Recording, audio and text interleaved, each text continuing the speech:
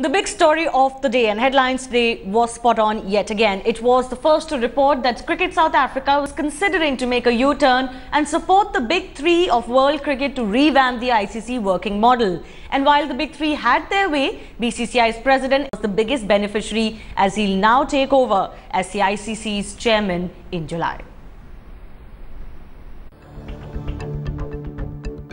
N Srinivasan will be the ICC's first chairman. BCCI has managed to get its way with the controversial revamp of the ICC being approved. The big three, together with Cricket Australia and the English Cricket Board, finally have managed to get the new governance, competition and financial models passed. 8 votes in favour, with Pakistan and Sri Lanka abstaining.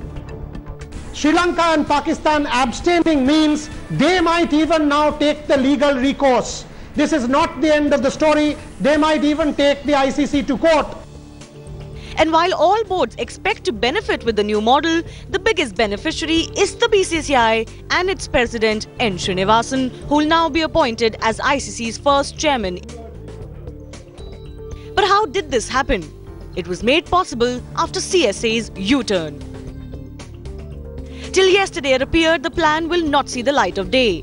But as headlines today reported with exclusive details, it was the deal cracked with Cricket South Africa that turned the tide. South Africa bargained for a greater role for itself, a permanent seat in the executive committee and even a World Cup in exchange for its vote, leaving Sri Lanka and Pakistan in the lurch, who, if sources are to be believed, could even mull legal action. And this resolution will see a revamp in not only governance but also in the revenue sharing model. Again, it's the big three who will benefit the most, with Cricket Australia's representative chairing the new executive committee. ECB's representative will continue to chair the finance committee. The BCCI, CA and ECB will be represented on both subcommittees. The big three might have had their way, but the drama is certainly far from over. And with 2 South Asian powerhouses still unwilling to come on board, N Srinivasan's road to chair the ICC certainly looks a bumpy one. With Boria Majumdar in Kolkata, Shivani Gupta, Headlines Today. Now let's go across to our consulting editor Boria Majumdar, who's been bringing us the latest since early this morning. Boria, Headlines Today has been spot on every detail that we have reported since morning. Take us forward now. Just how do you read the situation in world cricket? What does this mean for the BCCI, for India and for the ICC now? Interesting question. Obviously, it's benefiting the BCCI big time. In terms of monetary proportion, the BCCI stood to gain about 550 million out of the ICC's revenue of 800, about 570 million, sorry. It might go down a few million because the BCCI, I'm pretty sure, has entered into a bargain with Cricket South Africa, which you and I still don't know, but that is the deal. I mean, I'm hearing that between 2015 and 2023, there will be a number of bilateral tours, India tours to South Africa, a number of bilateral tours.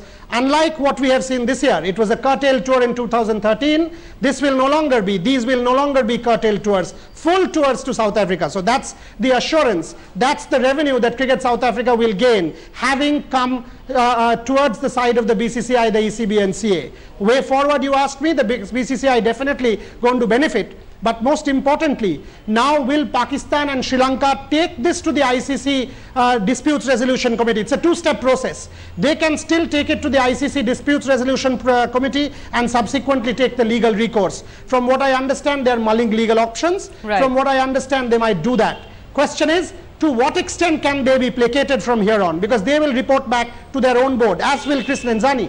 What has South Africa actually gained? Question number 1, Shivani. Question number 2. What will Sri Lanka and Pakistan do? Because now in the bilateral agreements, the BCCI and the other boards might say, oh, you all didn't support us, so we will not play with you. That is also possible. So will they be ostracized? And if they are ostracized, what will happen to world cricket? Because as it is, it's only 10 members. And 2 members being ostracized and big players, Pakistan and Sri Lanka, might spell doom. So you were very right when you said it's a bumpy ride, but for the moment, BCCI can rejoice. Right, just stay on with us, Boria. Let's just take a look at what Cricket South Africa actually said about the agreement reached by the ICC today. It says it's a work in progress, which will in the long term guarantee the sustainability of the game and a democratic system of leadership. But this is interesting. The chief of CSA also said that nothing in life is perfect. Boria, how do you read CSA's reaction, and how has the world of cricket reacted to them making that U-turn? See, Pakistan and Sri Lanka are livid. In fact, a source said that the South African president spent more time with the BCCI president yesterday than with PCB and SLC. So it was pretty clear to us last night around 2 a.m. what's going to happen. That's why we reported about the BCCI-CSA deal. Nothing in life is perfect, obviously, because the executive board position that they were aiming for has not come to them. The executive board remains at 5. South Africa doesn't have a permanent seat like ECBCA and BCCI. What they have gained, they will gain a World Cup is what I understand. They've gained many a bilateral tour. Now an Indian tour or many an Indian tour to South Africa assures you of hugely improved revenue models for the South African Cricket Board. Right. To what extent or what amount of money we don't know, but curtailed tours like 2013 will not happen again, and maybe even a compromise on Haroon Logat. Right. So CSA perhaps will be accused of getting its pound of flesh, but this is how things stand right now. Of course, exact numbers will come out a little bit later, and this is certainly not the last of this story. Boria Majumdar, thanks a lot for joining us.